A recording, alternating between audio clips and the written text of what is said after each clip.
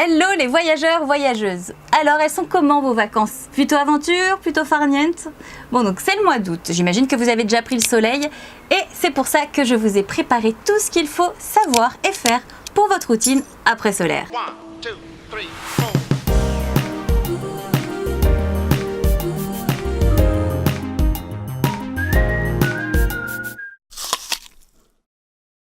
Bien se laver le soir, c'est important pour débarrasser votre peau des filtres qui bouchent vos pores. À la fin de la journée, vous dites pas c'est bon, j'ai passé ma journée dans l'eau, j'ai pris une douche à la plage. Non, vous avez besoin de savon. Par contre, en effet, évitez d'agresser votre peau et utilisez un savon doux et sur gras.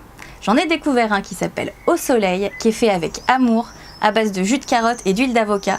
Il est parfait à utiliser après vos expositions au soleil. Comme d'hab, vous retrouverez tous les liens des produits en dessous de la vidéo. Et le gommage alors? On entend souvent qu'il faut en faire. Et ben moi je suis pas d'accord, je vous déconseille d'en faire durant vos vacances si vous vous exposez beaucoup. Je vous explique pourquoi. Tout simplement parce que en réaction aux UV, notre peau s'épaissit pour protéger les couches qui sont en dessous. Avec notre peau, vous êtes d'accord, on forme une team. Donc on va dans son sens et on lui laisse sa barrière de protection sans lui mettre de bâton dans les roues avec nos gommages. Vous avez remarqué que le soleil a vraiment tendance à dessécher votre peau. C'est pour ça qu'il faut l'hydrater au moins 2 fois dans la journée. Le matin avec de l'huile de coco.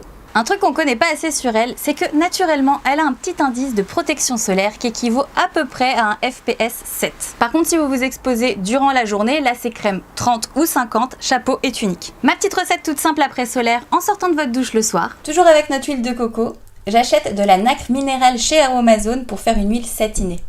Pour ça, dans un flacon vide, je mets l'équivalent d'une cuillère à café de nacre, puis le reste en huile de coco.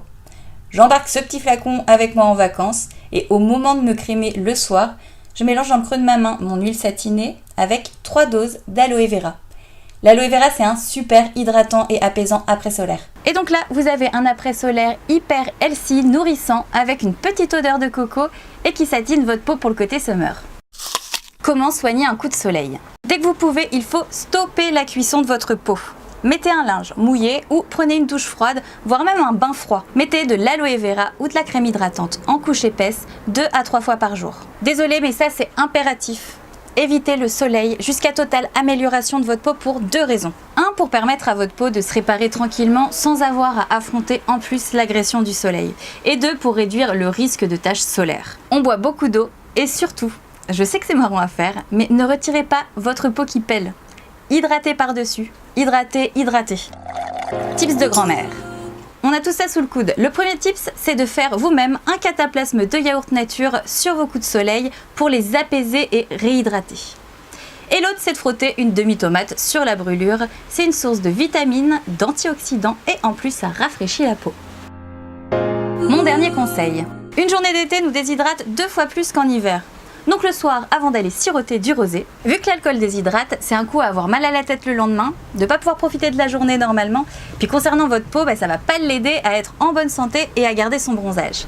Mon conseil, forcez-vous à boire un grand verre d'eau avant votre douche, un autre une fois que vous avez fini dans la salle de bain, et avant de partir en vadrouille, prenez une petite bouteille d'eau avec vous. Profitez de l'été pour porter des couleurs claires et flashy, c'est ce qui va le plus faire ressortir votre bronzage. La prochaine, c'est la dernière sur le soleil, et pas des moindres, ça va parler à tout le monde. Comment garder votre bronzage le plus longtemps possible après vos vacances? Avant de vaquer à vos occupations, pensez à mettre un petit like, puis à partager la vidéo avec un de vos amis. Je vous embrasse fort, fort, fort, fort, et je vous retrouve bientôt.